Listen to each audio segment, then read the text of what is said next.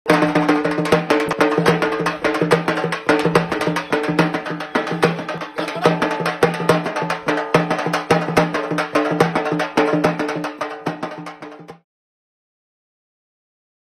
నీకేం డ్యామేజ్ జరుగుతుందో తెలుసా? నిర్లక్ష్యం కార్యక్రమానికి స్వాగతం, సుస్వాగతం. ప్రజల యొక్క సమస్యలను అధికారుల లేదా నాయకుల దృష్టికి తీసుకువెళ్లే వినూత్న ప్రయత్నమే మా ఈ నిర్లక్ష్యం కార్యక్రమం.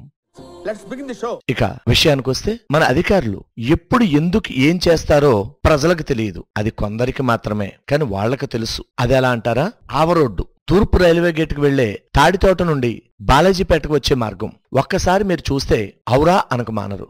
నరకం ప్రత్యక్షంగా ఈ రోడ్డును ప్రయాణించే వాళ్ళ సొంతం. భయంకరంగా ఉంది నాన్న. బళ్ళు పాడవడం, జనం పడిపోవడం, చేతులు కాళ్ళు విరగొట్టుకోవడం ఇక్కడి సర్వసాధారణం. ఈ రోడ్డు వెడల్పు చేసే కార్యక్రమం ప్రారంభించారు. వెంటనే అధికారులకు ఒక ఆలోచన వచ్చింది. ఇది సడన్ గా ఆపేసి మళ్లీ అంచనా వ్యయం పెంచితే ఎలా ఉంటుందా అని. అందుకే రోడ్డుకు అటు ఇటు కొద్దిగా వెడల్పు చేసినట్టుగా చేసి రోడ్డుని నిర్దాక్షిణ్యంగా ఆపేసి అంచనా వ్యయం పెంచే ఏర్పాట్లో ఉన్నట్టుగా ఒక సమాచారం.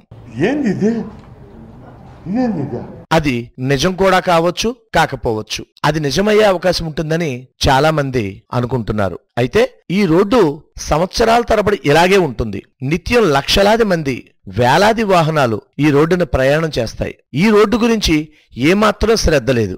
కానీ రూరల్ ప్రజలు ఏమైపోయినా సరే పర్వాలేదనే ఉద్దేశంతో కావాలనే వాళ్ళ అంచనా వ్యయం పెంచడం కోసమే ఈ రోడ్డును ఆపేశారని రూరల్ ప్రజలు ఆవేదన వ్యక్తం చేస్తున్నారు.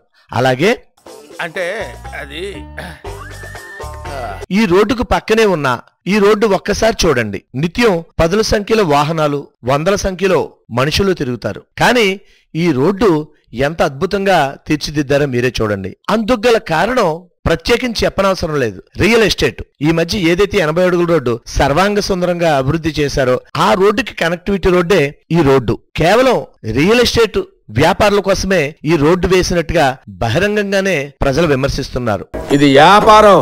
ఎందుకంటే ఇది రియల్ ఎస్టేట్ వాళ్ళకి తప్ప ఎవరికీ పనిచేయదు. రానున్న రోజుల్లో వీళ్ళ రోడ్డు కోట్లాది రూపాయలు ఖర్చు పెట్టి వేశారు గనక రియల్ ఎస్టేట్ వాళ్ళ కోసం ఈ రోడ్డు కూడా రద్దీగా ఉండడం జరిగే పని. అంతేగా అంతేగా ప్రస్తుతం వేలాది లక్షలాది మంది తిరిగే ఈ ఆవరోడ్డును కాసుల కోసం, అంచనా వ్యయం పెంచడం కోసం ఇలా అర్ధాంతరంగా ఆపేశారని ప్రజలు ఆవేదన వ్యక్తం చేస్తున్నారు. మరి చూద్దాం, ఎంతసేపు కార్పొరేట్ వాళ్ళ కోసం పనిచేస్తూ వాళ్ళకి రెడ్ కార్పెట్ పరచడమే పరమావధిగా పెట్టుకున్న మన నగరపాలక సంస్థ అధికారులు రూరల్ ప్రజల అవస్థలు పట్టించుకుంటారో లేదో. ఇలాంటి చాలా ఉన్నాయి, ఇంకా దాచాం కుప్పలు కుప్పలుగా.